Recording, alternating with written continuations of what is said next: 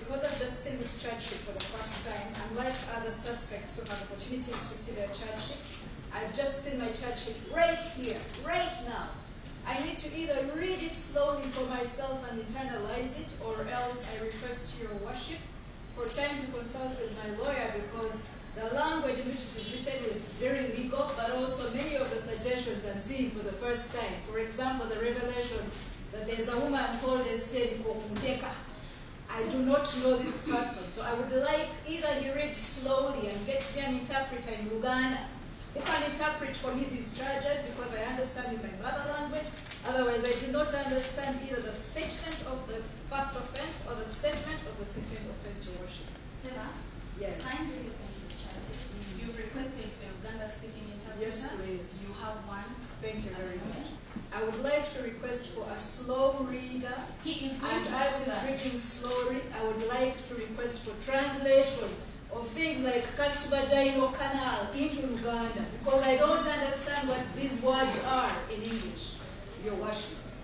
But because you asked about my comprehension, whether I understand the charges, I've explained I would rather understand them in Uganda. And since you have kindly granted me the request that he reads slowly, can I please sit down?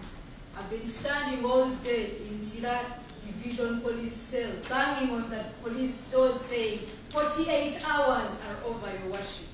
To comprehend. So that as I'm remanded in Chico or Luzida or whichever other house of detention, I am thinking about my defense and my plea. Of what use is it to take plea without comprehending my charge? Very simple.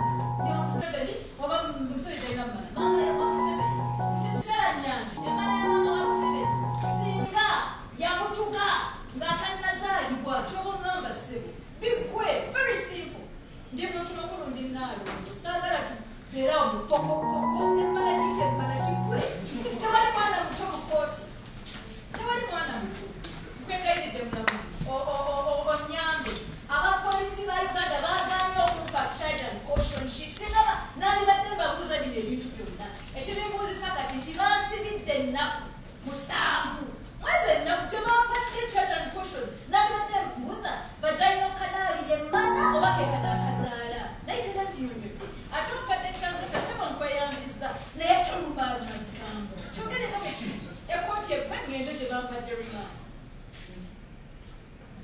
Never neyanziza. Okozesa computer wateeka aba wakozesa kutuko ba Facebook ekyo nga report Stella Nyanzi nga kino wateekawo ebirowoozo wateekamu ebirowoozo omukutuko wa Facebook era nga ogamba singa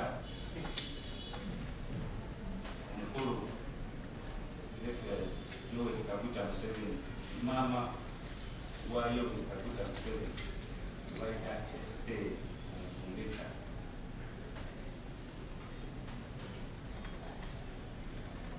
nti maama wa Museveni okundana Esther singa tundu lye ebitundu bye ebyekyama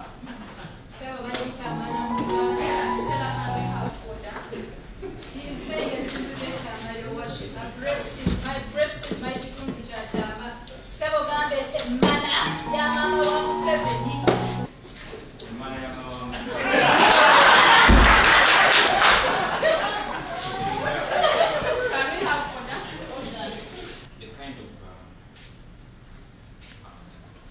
reaction first from my client.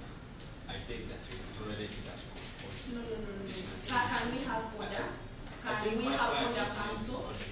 Can we have order? She's in bed by Let her listen. Let her listen, okay?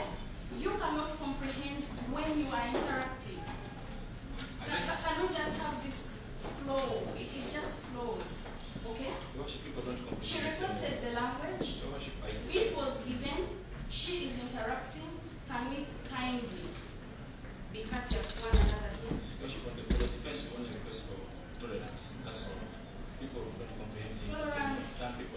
supposed to come from both the bar and the bench. And if the bar is not giving the tolerance, then what happens? Again, my simple request is for tolerance. I cannot. We are tolerating, but I'm I cannot telling you, calm influence. down. Awali kyamaanyi kibaddewo mu kooti era nga bw'ayogedde mu statement ye nti bino byakutuugusa Stella olutalo lwe lwakudda Makerere mu ofiisi ye waliwo atamwagala kudda Makerere ekimulemesezza mateeka bino byakumukanga bukanzi naye tebijja mumala mu maanyi abapoliisi abamukwata mwakitegedde nti balemebwa okumusomera emisango ki waliwo ayo abagaana okugisoma era ne bavaawo ne bakola ki ne bagenda abapoliisi abo bali babiri mbamanyi bava ekibuli Helen Kenyana ne Biro Ndyamuhaki bali bazze ne tubagana nti muzze mumusomera emisango mumuwe okulabula mu mateeka ng'ennaku zikyali tezinnaweereza okubeera mukomera naye basazeewo kumuleeta mu kkooti nga ekyo tebakikola ne bazimulagira mu kkooti mu kaduukulu kyawakanyiza naye oluvannyuma byonna agambye kyembadde njagala nkikoze nkifunye era si kipya